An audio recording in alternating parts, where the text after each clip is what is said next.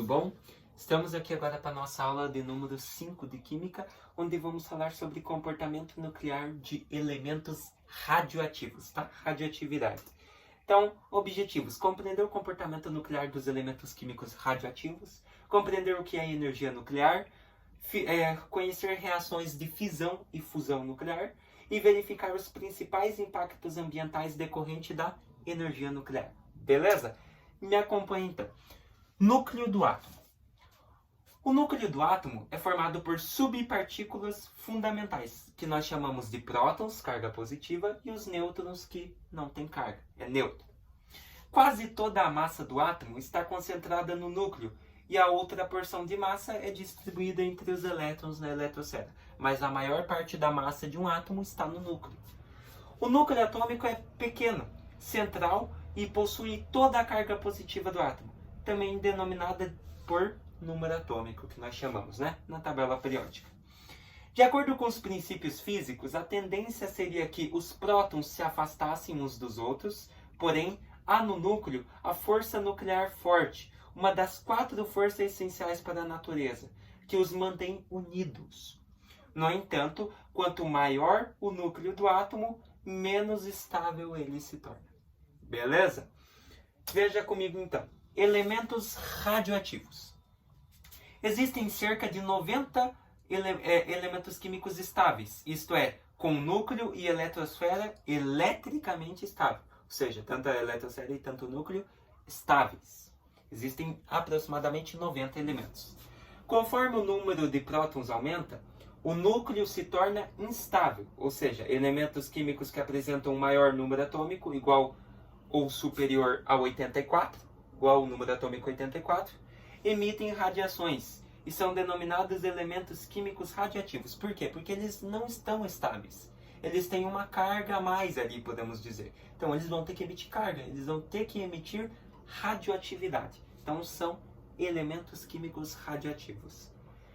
Quanto maior o número de prótons, maior a massa do núcleo e, consequentemente, maior a probabilidade de emitir radiação, que nem eu acabei de falar, tá? Quanto maior o núcleo, maior a possibilidade de emitir radiação. Pois os prótons já vão estar tudo separado, eles vão ter que emitir parte da energia, parte da radioatividade que está neles, tá? Portanto, um elemento químico radioativo é aquele que possui a capacidade de emitir radiações na forma de partículas e ondas eletromagnéticas para se tornarem estáveis, ou seja, para que eles percam um pouco dessa carga que eles têm a mais e fiquem com a quantidade de carga certa para o núcleo e para a eletrosfera, tá? A esse fenômeno nuclear nós chamamos de radioatividade. Beleza? Radioatividade, então, é um fenômeno nuclear espontâneo em que núcleos instáveis emitem radiações, energia na forma de partículas e ondas eletromagnéticas, com a finalidade de se tornarem estáveis e leves. Acabamos de falar isso. O estudo da radioatividade permitiu um maior conhecimento da estrutura atômica, ou seja, das partículas subatômicas e, consequentemente, da matéria. A radioatividade pode ser natural ou artificial. Me acompanhe aqui, então. Radioatividade natural é aquela que ocorre espontaneamente na natureza a partir de elementos químicos radioativos. Então, ocorre de forma espontânea pelos próprios elementos na natureza. Radioatividade artificial é aquela que acontece quando há o bombardeamento de um átomo com partículas aceleradas, no caso alfa, beta, nêutron, próton, pósitron, nêutron, tá? Então a artificial já é um tipo de radioatividade que já é produzida pelo ser humano, no caso de bombardeamento de um átomo, bomba atômica. Beleza? Como classificamos as radiações? Então olha só. São classificadas em 2 grupos devido à diferença de energia. Agora nós não estamos classificando a radioatividade, estamos classificando a radiação.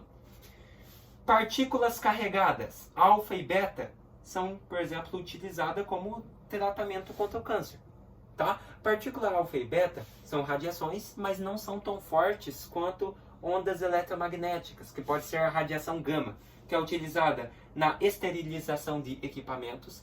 Por isso que ela é uma radiação forte, ela precisa eliminar todo tipo de sujeira e impureza, por isso gama eletromagnética é muito forte.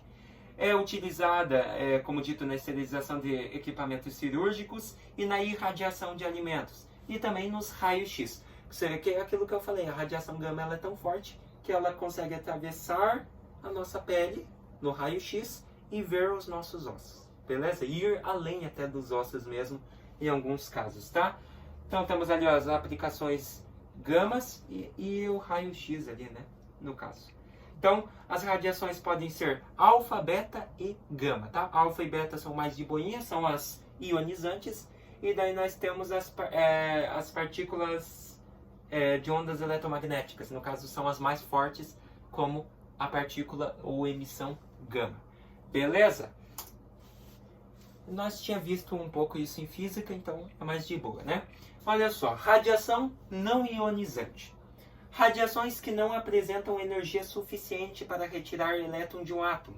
Ou seja, ela não consegue pegar íons, por isso ela é não ionizante. Exemplo de radiação ionizante, exemplo de radiação ionizante é a ultravioleta. A luz ultravioleta pode ser aplicada em inspeções de incêndios, em postos de combustíveis, inspeções em obras de arte, cenas de crimes e outros. Por quê? Porque a radiação ultravioleta ela consegue captar coisas estranhas em pinturas, em postos de combustíveis, né? No caso, se for um incêndio, alguma coisa, a radiação ultravioleta ela consegue trazer radiação de elementos para ela, ou seja, é mais fácil de identificar o que aconteceu. Beleza? Então, radiação não ionizante são radiações que não apresentam energia suficiente para retirar um elétron de um átomo, já a ionizante apresenta essa capacidade de retirar o elétron de um átomo, tá? Então veja só, energia nuclear. Trata-se da energia produzida em usinas termonucleares, tendo como combustível o elemento químico radioativo urânio, bem como outros elementos denominados radioativos. O elemento mais radioativo é o césio, mas em termos nucleares, em usinas, nós utilizamos principalmente o urânio. O funcionamento dessas usinas fundamenta-se na produção de calor, que no caso é a energia, produzida a partir de reações nucleares, matéria-prima radioativa, para gerar, enfim, a eletricidade, tá? Hoje em dia nós utilizamos todo e qualquer tipo de energia para que se gere eletricidade. No caso aqui vai pegar produção de calor térmica e transformar em elétrica, beleza? Será que a energia nuclear ela é renovável? Então olha só, esse tipo de energia ela não é renovável. Produz uma grande quantidade de lixo nuclear e é relativamente arriscado e utiliza a fisão ou cisão nuclear. Assim é preciso núcleos de urânio e sabe-se que o material radioativo é escasso e não se regenera. E outra que o material radioativo que sobra dele, desses bombardeamentos, tudo que acontece lá na usina, vira lixo nuclear.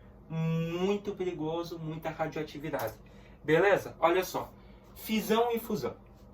Fisão nuclear é um processo natural que consiste no decaimento de núcleos atômicos, instáveis em núcleos atômicos menores, por meio da captura de nêutrons lentos. Após a captura de um nêutron, elementos pesados como o urânio tornam-se estáveis e acabam dividindo-se em núcleos menores, emitindo outros nêutrons, o que forma uma reação em cadeia, com grande liberação de calor e radiação. Então vai ocorrendo fisão e fisão e fisão a partir de todos os nêutrons e novos núcleos formados. Beleza? Daí nós temos a bomba atômica. Durante a Segunda Guerra Mundial, a humanidade se deparou com uma arma que chocou o mundo. A destruição das cidades de Hiroshima e Nagasaki, em 1945, mostrou ao mundo o grande poder da destruição de uma fisão nuclear. A bomba tinha dois gatilhos, um de tempo e outro acionado conforme a pressão do ar. Eles dispararam um projétil de urânio que, com uma bala de revólver, atingiu um alvo, também de urânio, para começar a fisão nuclear. Na reação em cadeia, a matéria desintegrou e liberou energia equivalente a 20 mil toneladas de TNT. Imagine, só uma TNT faz um estrago, imagine 20 mil toneladas. Acabou com tudo e com todas essas cidades, né? Hiroshima e Nagasaki. Daí nós temos, além da fisão, nós temos a fusão nuclear. É um processo no qual dois ou mais núcleos atômicos se juntaram e formaram um núcleo de maior número atômico. Ou seja, dois átomos se juntam e formam um maior. é a fusão. A fusão nuclear requer muita energia para acontecer e geralmente libera muito mais energia do que energia consumida, beleza? Então, geralmente ela libera mais energia do que consome.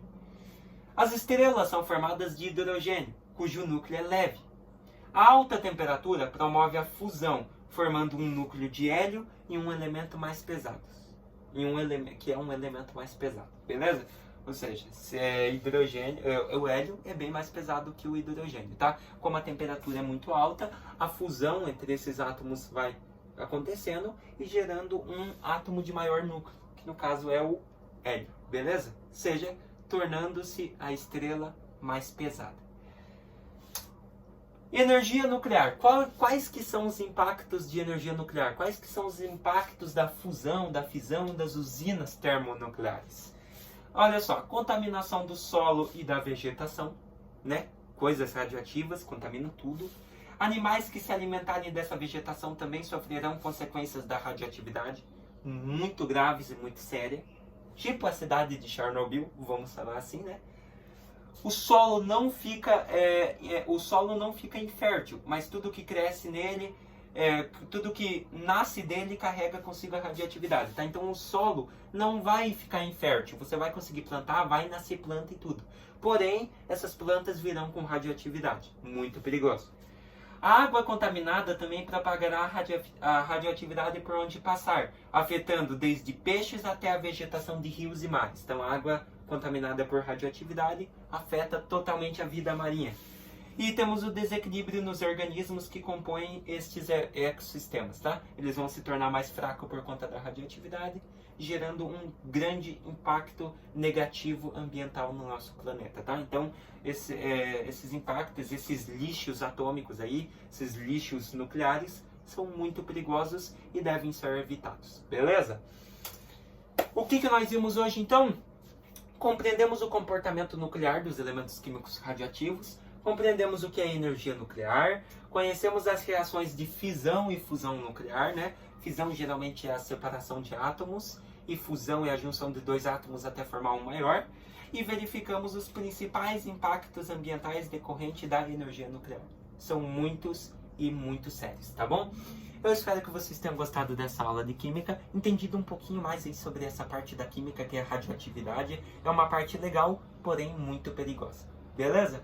Se vemos na nossa próxima aula, continuando aí um pouquinho sobre esses assuntos. Vamos ver algumas leis da radioatividade, tá bom? Vai envolver partícula alfa, beta e gama. Então se ligue. Até mais!